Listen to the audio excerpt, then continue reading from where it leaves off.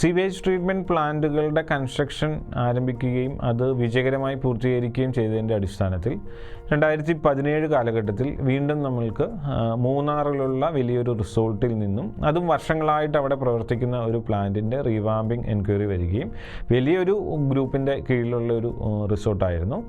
അത് വലിയൊരു 60 ഏക്കറിലുള്ള ഒരു പ്രോപ്പർട്ടി ആയിരുന്നു. ആ പ്രോപ്പർട്ടിക്കകത്ത് ഏകദേശം ഒരു 35ഓളം കോട്ടേജുകളാണ് പ്രവർത്തിച്ചിരുന്നത്. എന്നിരുന്നാൽ പോലും ആ റിസോർട്ട് സ്ഥാപിച്ച ആദ്യ നാളുകളിൽ തന്നെ അതിൻ്റെ മാനേജ്മെൻറ്റ് അത് ട്രീറ്റ് ചെയ്യുന്നതിനുള്ളൊരു സംവിധാനം അവിടെ ഒരുക്കിയിരുന്നു.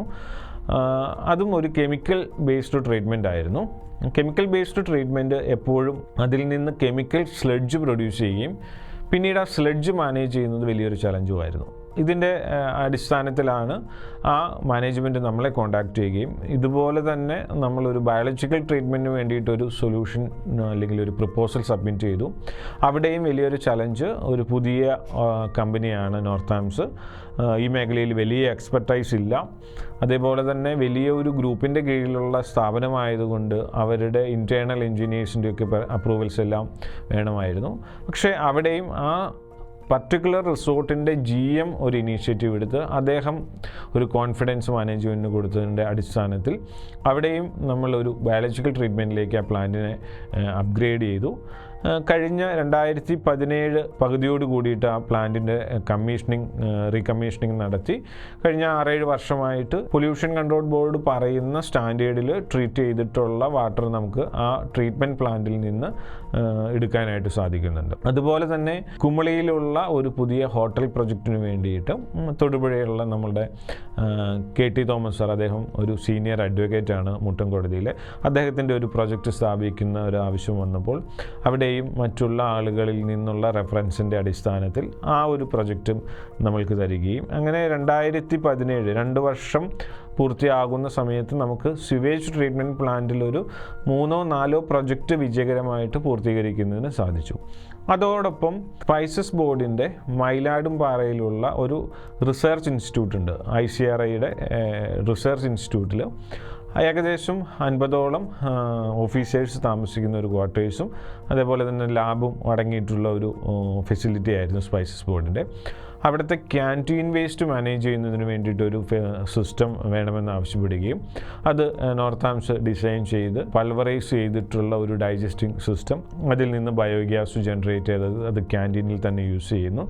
അന്ന് ആ ഫെസിലിറ്റിയുടെ ചാർജുള്ള ഡോക്ടർ രമാദേവി മാഡമാണ് നോർത്താംസിലുള്ള ഒരു കോൺഫിഡൻസ് കൊണ്ട് ആ പ്രൊജക്റ്റ് ഇംപ്ലിമെൻറ്റ് ചെയ്യുകയും കഴിഞ്ഞ 7 വർഷമായിട്ട് ആ പ്ലാന്റ് സക്സസ്ഫുള്ളായിട്ട് ആ പ്രദേശത്തിൻ്റെയൊക്കെ ഒരു പ്രത്യേകത, ഒന്നാമത് നമ്മളുടെ നോർമൽ ടെറൈനിൽ നിന്നും ടെമ്പറേച്ചർ വേരിയേഷൻ ഉള്ളതാണ്. മഴക്കാലത്തും അതല്ലെങ്കിൽ വിൻ്റർ സീസണിലും നല്ല തണുപ്പ് വരുന്ന പ്രദേശമാണ്. എന്നിരുന്നാൽ പോലും അനറോബിക് ഡൈജസ്റ്റർ വളരെ വൃത്തിയായിട്ട് അവിടെ പ്രവർത്തിക്കുകയും അതിൽ നിന്ന് കിട്ടുന്ന ഗ്യാസ് അവിടുത്തെ ക്യാൻറ്റീനിൽ തന്നെ യൂസ് ചെയ്യുന്നതിനും വളരെ സക്സസ്ഫുള്ളായിട്ട് ആ പ്രൊജക്റ്റും നടന്നു പോകുന്നു.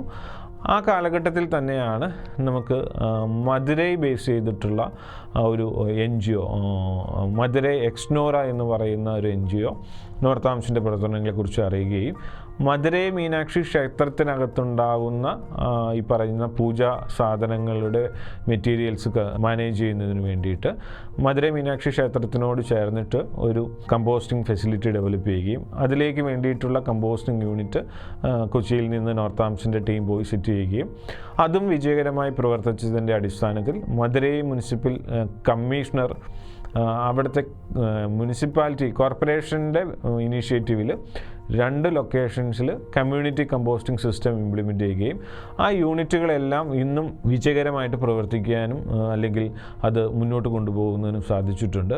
അപ്പോൾ 2 വർഷം കൊണ്ട് സമൂഹത്തിൻ്റെ വിവിധ മേഖലയിലുള്ള വിവിധ തരം ആളുകളുമായിട്ടും വിവിധ കാറ്റഗറി ഓഫ് വേസ്റ്റിനെ മാനേജ് ചെയ്യുന്നതിനുള്ള വലിയൊരു ഓപ്പർച്യൂണിറ്റിയാണ് 2015 നവംബർ 1 ആരംഭിച്ച് 2017 നവംബറൊക്കെ ആയപ്പോഴേക്കും നമ്മളുടെ മുന്നിലേക്ക് കിട്ടിയിട്ടുള്ള വലിയൊരു സാധ്യത അതായിരുന്നു. Northams, leading to zero waste.